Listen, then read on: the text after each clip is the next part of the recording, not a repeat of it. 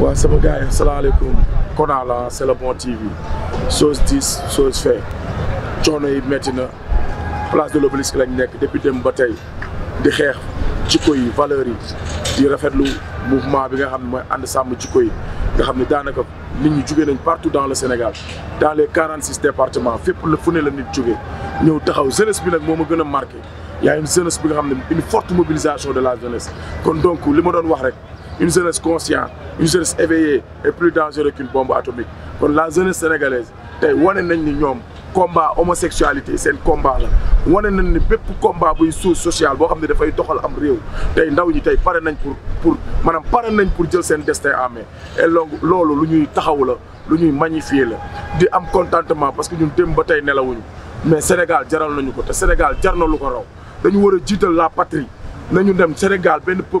devise la un peuple un but une foi sénégalais yi tey comprendre nañ loolu kon le temps maanaam temps de la révolution maanaam l'heure de la révolution a sonné instant yi gars yi xoolal dañu nekk comme benn une seul homme tey xoolal mbooloo mu fi teew loolu ku mu doyul dara dootula doy yéen ñi ñu jiite ay li yéwén ñun bëgg nañu jub bëgg nañu baax ngir yàlla jàppale leen ñu baax yéen ñi ñu jiite ay li yéwén gore leen yéen ñi nekk ci assemblée bi yéen ñi nekk ci justice bi yéen ñi nga xam ne yaa yor ci exécutif bi muy président Macky Sall ak sa gouvernement ngir yàlla yërëm leen askan bi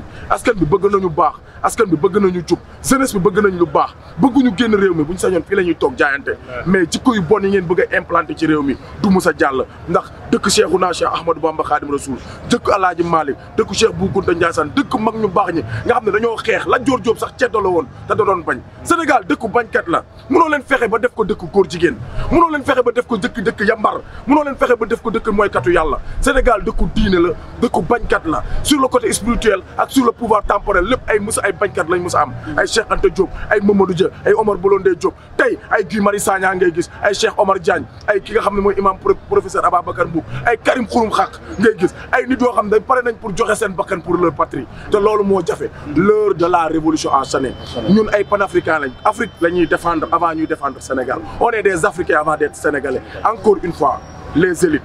encore une fois restez derrière le peuple c'est le peuple qui est souverain et le peuple dit non à l'homosexualité c'est le bon c'est le béni. Ok.